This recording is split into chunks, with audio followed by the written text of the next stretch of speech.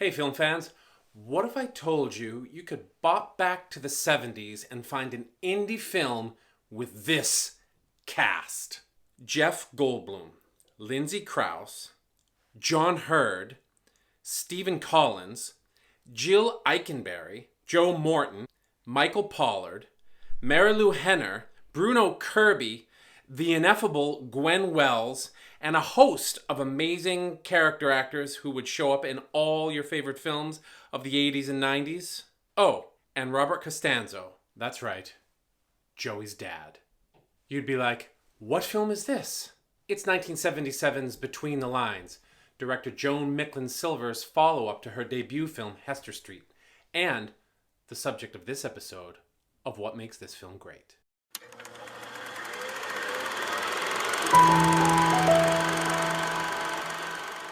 Between the Lines is an indie film from 1977, and as I said, it's Joan Micklin Silver's follow-up to her groundbreaking debut film Hester Street, which I talked about in a previous video that you can check out here. The film was written by Fred Barron and David N. Halpern Jr., and the editor is John Carter, one of the first African-American editors to work on Hollywood films, and I talked about him a little bit in my first video in this series, The Heartbreak Kid, and if you want to know more about Carter, check that video out. Another crew member of note is Patrizia von Brandenstein, who did the costumes for the film. She would go on to become one of the preeminent production designers in Hollywood for films like Amadeus. Micklin once again teams up with cinematographer Kenneth Van Sickle, and you can tell from the opening frames of the film that they're trying to establish something very different from Hester Street.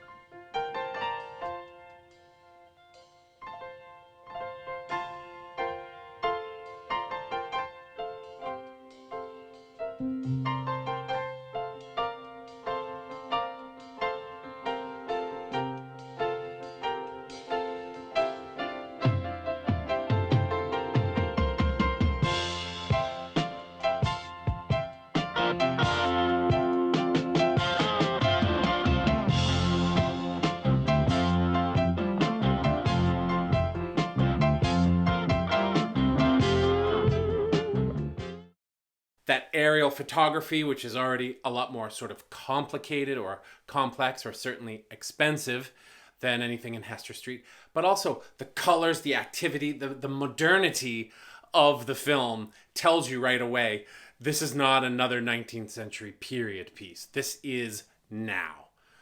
Obviously, the now of mid-70s Boston. In fact, one of the things that's fascinating about the film is how different Silver and Van Sickle's visual approach is to this film than it was on Hester Street. The way the film is lit, obviously it's color versus black and white, the way the frames work, the way the camera moves. It's a very different looking film, and yet you have the same visual talent working on it. And it's a testament, I think, to Silver and Van Sickle's talent that they recognize the story that they're telling, and they understand that they need to take a different approach to the filmmaking to tell this story in the way that it deserves. Between the Lines is the story of a small crew of newspaper workers at an independent newspaper in Boston. This is one of those papers dedicated to investigative journalism, but also into covering the local beat. Jeff Goldblum plays the paper's rock critic, and he goes to local gigs. He knows who works in the record shops and so on. It's a very sort of community-orientated newspaper, but its soul is in its investigative reporting, and it grew out of the 60s counterculture. And for a while, it seems like that it was quite an important source for this kind of journalism. In fact, we find out at one point in the film that John Hurd's Harry won a national award for his journalism. This was at the time when the Watergate reporting was still fresh in people's minds. All the President Men had just come out. And the idea of the investigative journalist as a sort of paragon of truth-telling and virtue and, that fourth pillar of the democracy was still ripe in people's imaginations. And this crew of the newspaper all still believe in that function of investigative journalism. But part of what the film's about is that belief is starting to wane. The crew who work for the paper fear that the idealism that drove them to establish it in the late 60s is dying. That the 60s are dying or dead. That their youth is dead. And maybe that the paper's dead. And there's a lot of ambivalence on the part of the writers and the photographers about the point of going on with this newspaper. Part of this, though, is that they're all in their late 20s and early 30s, and they're feeling ambivalence about their lives. They're wondering, like, what do I do now? Is this it? What is the point? Is this enough? And that occurs against the backdrop of the paper starting to decline. We learn slowly that they need to sell more ads and so take up more space in the paper, taking away space from the journalism. You better listen. We are going to have to cut some of your copy this week. We sold 4 full pages to Threads and Heads for the fall promo campaign. What a sweetheart. Well, I'm just trying to save you a little time. You know, I'm doing you guys a favor by telling you this in advance. And there's also a fear running throughout the film that a regional newspaper conglomerate is going to buy the newspaper soon and start to make changes that this sort of dedicated, once idealistic crew are not going to sit with. This is the backdrop of the film, and the story of the newspaper is compelling. Much of the film happens in the tiny little newspaper offices. But what it's really about is the story of these characters going through that questioning period of what am I going to do with my life now? And this is where the film excels. There are too many little vignettes, too many intersecting relationships amongst these journalists and photographers and admin people to go into all of them. But the film is fantastic when it comes to establishing in very succinct but emotionally resonant ways their relationships, how they feel about each other. For example, there's a scene where 3 of the women who work at the paper get together for a wine night and to kind of complain, gossip, talk about their future, just sort of everything. But it opens with this short scene. Give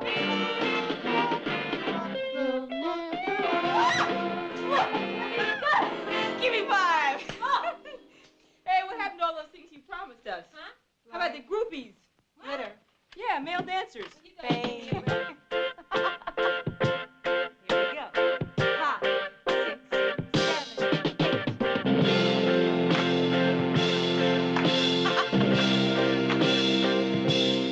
Are you thinking of leaving? Sure, if something better comes along. And the film is full of lovely little moments like that where, you know, we could cut right to the conversation. That's the sort of the heart of the scene. But what we get in that little dance number is a real sense, and this is down to the performers in a lot of ways, of how these 3 characters, how these 3 women feel about each other. And that's an important part of the film's emotional core, is that we understand these characters' past relationships. We understand the cauldron they've come through together as they've built this newspaper with each other. And we understand why they might feel melancholy about the beginning of the fraying of their relationships and the beginning or continual fraying of the newspaper's existence, its reputation, and its integrity. And it's this grounding in the characters' lives, in their hopes, their disappointments, their severe disappointments, their sometimes uncomfortable relationships with each other. This grounding that makes the film, I think, different from a lot of death of the 60s movies that would start to come out soon and into the 80s, like The Big Chill or The Return of the Secaucus 7. Both great films, but both, I think, that really double down on this death of the 60s idealism, where in Between the Lines, that's a backdrop for the relationships of the characters that's going on.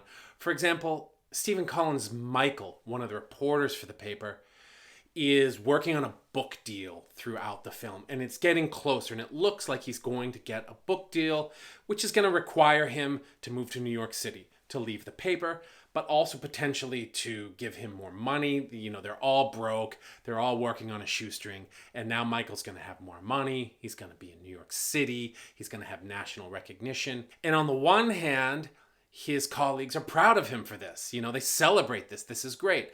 But there are complex feelings around it. For example, Harry is jealous. He was the one who won the national award. He's the one who should be sort of moving up the ranks nationally.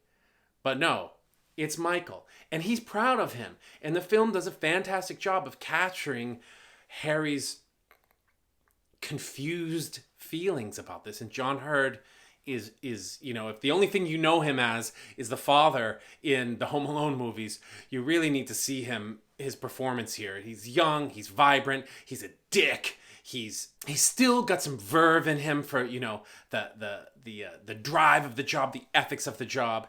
And he's disappointed. And that's hard for him, to be disappointed that his friend made it before him. And then there's Laura, who's played beautifully by the sort of gone too soon, wonderful Gwen Wells. Anything you can see Gwen Wells in, she's just always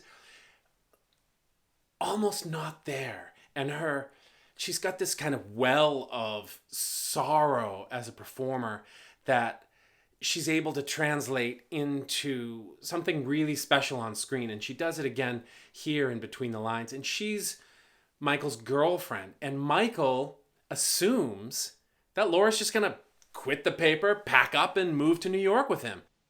You know, we're leaving for New York next week. Michael, I'm not going to New York with you. No, I'm not.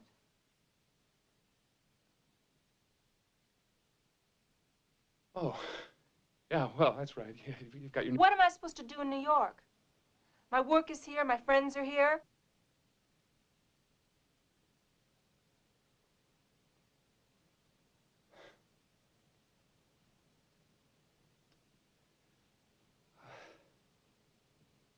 Can we just go home? In fact, the film's portrayal of mid-70s gender politics alone makes it worth watching. It's no wonder that Silver has a reputation not only as one of the sort of foundational members of the 70s and 80s indie scene in America, but as a great feminist filmmaker. The film doesn't hit you over the head with its gender politics. It just portrays relationships honestly, and it deals with issues that sadly we're still dealing with today. For example, there are a lot of scenes of men coming onto women and women having to deal with not knowing how to say no so that this man will take no for an answer. Listen, I think that there could have possibly have been a misunderstanding over last week. That's possible. Uh-huh, yeah, well, okay. I thought I wanted you to know that I just wanted a nice, quiet, comfortable place to sit, you know, and to talk. That's what you wanted? I did. Incredible, Stanley. I had no idea that was what you wanted. Yeah, well, you see, I didn't want you to feel that there was any kind of innuendo or sexual connotation. I'm sorry, I forgot my paper. That's beautiful tie, Stanley. You're such a lovely person. Yes, you are. You know, I can't stand that guy, you know? I mean, what is it, me? I just can't stand that guy. You know, Stanley, I can't accept that you didn't want any sexual innuendo. Oh. Stanley, you literally jumped on top of me. No. You see, I knew that you had interpreted it that way. Stanley, you did. You were on my body, Stanley. Well, what can I say? You know, I mean, it's your perception and it's my perception, and they're both different. Stanley, listen, you were there. I couldn't get up. Well, look, you know, if that's what you thought, I guess an apology is in the making. It's but okay. That's okay. Really. I mean, you know, let me tell you, I'm very sexually attracted to you. You know, nobody in their right mind wouldn't be. I had a great time. You're an incredible person, Stanley. And so are you. You're an incredible person as well. And, listen, we'll do it again sometime, okay? Great. This scene is just so icky and so redolent of the way that the gender politics of the 70s that we often think we might have left behind still resonate today. The film's full of scenes where men just constantly talk over women. So here's Michael talking about his book deal. They're at a party one night, everybody's supposed to be celebrating, and Michael's talking about his book deal to another man while Laura sits there and tries to get in 2 cents. And, you know, this is his girlfriend, they live together, they love each other, ostensibly, and he won't let her get in a word at all. And we're all grown up all of a sudden, and we don't, you know, we don't have the war to worry about. Do you know what I mean? Yeah, they give you money in front? Yeah, well, I got an advance. How much? Well, you know, it's a nice 3,000. figure. 3,000. You're in the ballpark. I mean, it's 2,500. comfortable. In another scene, Harry's doing a report about women who become exotic dancers or strippers, and he brings Lindsay Krause's Abby along. She's the main photographer for the newspaper. And they watch the dancing, and then they meet Marilu Henner's Danielle, and they're trying to interview her, and Abby's just fascinated with this, and she keeps asking questions, and Harry gets increasingly frustrated. Danielle, how did you get into stripping? I don't know. I just sort of drifted into it. Do you find your work glamorous? Glamorous? No way. I mean, this isn't my idea of glamorous. What's your idea of glamorous? Jacqueline Onassis. Yeah. All those clothes and everything. Oh, your costumes are terrific. Where do you get them? My mother makes them. You're kidding. No. When you first got Is it started. erotic? I mean, does it turn you on? Yeah, sometimes. Sometimes when I think about all the men and, you know, I'm up there and I'm the most important thing on their minds. Yeah, what do you think about when you're up there? Well, Excuse me. Sorry. Abby, can I talk to you for a second about the photography? Excuse us? sure.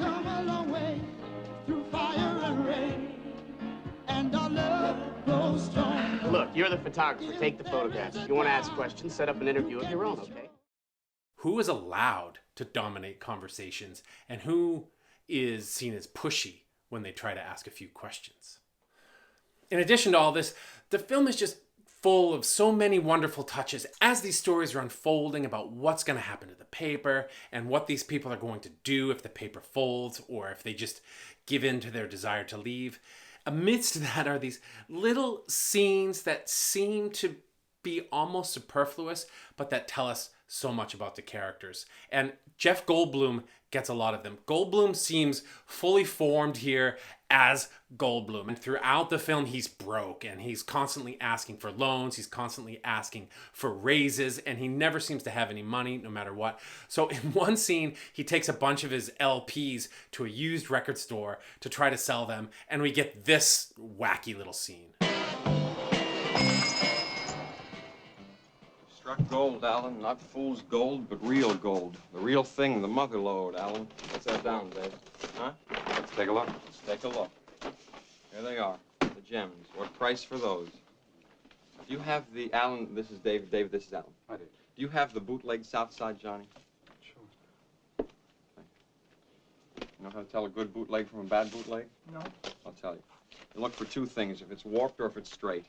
If it's warped, that's not what you want straight. If it's black, the color, if it's shiny black, that's what you want. If it's gray, that's not what you want. So, what do you look for if it's no good? One. What do you look for? One. What? If you see what, it's no good. One. If you see what? One. It's no good. One. If you see what, it's no good. What? One. One what? If it's... What? This doesn't... What? What? This doesn't really concern me, Max. One. One. If it's what? One. If it's, yeah. One. One. It's illegal, Max. And two, you can get in an awful lot of trouble. Oh, I can't get in an awful lot of trouble. The duck will get in an awful lot of trouble. That's first of all. That's one. Who's the duck? He's a record promoter. He rips off rehearsal tapes, he presses them himself, and he sells them on the side. He liberates collector's items for the public. Well, that's the other way of looking at it. Did you read in the paper where he's running for city council? Kevin Austin on the city council. Sort of shocking, You mean isn't it? Kevin Austin is the duck? Who said that? I didn't say that. The guy with the big sound studio over Be on generous, Ross be Ave? generous. Wait a minute. Where are the prices for this? I see 50 cents for the first one. Are you right? That scene's important for two reasons. First of all, as we're watching it develop, it's just this guy Max, played by Goldblum, is odd. And he's odd throughout the film, and he's Goldblum throughout the film, and it's great to watch him. But also, that conversation that comes up about bootlegging becomes very important because of Bruno Kirby. Kirby plays the young cub. Currently, he's taking classified ads over the telephone, but he wants to become a journalist. That's his goal. And he keeps trying to break stories, and they keep going nowhere. He gets this idea to do a story about this legit record producer who's also selling bootleg albums. And there's a running story throughout the film of Kirby trying to nail down an interview with that record producer. And it leads to disastrous consequences and this great scene. Excuse me, pal, do you have the time? 5:30. Thanks very much. My friend here forgot his watch. Are you gentlemen from Mr. Austin? Oh, God.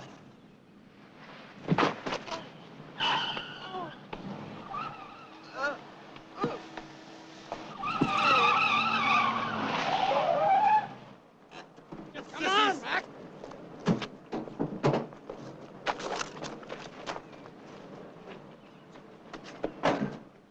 Cowards! Cowards!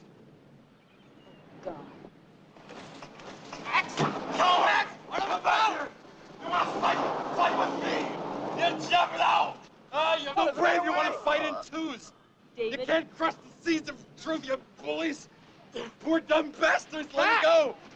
Pernicious eel shit! David? David, are you all right? Jump it out! You okay? Jesus, they beat the shit out of you, didn't they? Yes, Bruno Kirby gets the shit kicked out of him by Joey's dad. But what happens there, and this comes kind of near the end of the film, is that he starts to garner the respect of his colleagues. And that's important in the film a little bit because we see, even though he doesn't get the story, his desire to be respected by them kind of pays off. But also what it does for the sort of open-ended nature of the film's ending is it implies that maybe, even though as these older reporters are becoming kind of disenchanted with the newspaper, there's another sort of wave of reporters ready to kind of take up the cudgel and keep this investigative journalism alive. Touches like this pervade the film. So while it's ostensibly a movie about the end of the 60s and the disillusionment that came when the dream didn't come alive, it's really a deeply personal and deeply perceptive film about how difficult it can be to move on when the life you thought you were building for yourself, the dreams you thought you were building for yourself, are evaporating all around you. And it's immensely watchable and immensely entertaining. The cast is just fantastic. And when you watch this film, even if you didn't recognize them at the top when I listed their names and put up their pictures, as you see them perform on screen, you'll be like, oh, I know that guy. He was in Terminator 2. Oh, I know her. She was on LA Law. Oh, I know that guy. And they're so good together. This film really feels more than like just a film, but like a snapshot of the lives of these people that we're allowed a sort of window onto for this brief period in time when they're trying to figure out what the fuck's going on. That's all for now, everybody. If you've been watching my videos and enjoying them at all, I'd love if you'd hit the subscribe button. It really helps me out a lot, and I would deeply appreciate it. Until next time, my name's Aaron Hunter. Keep watching movies.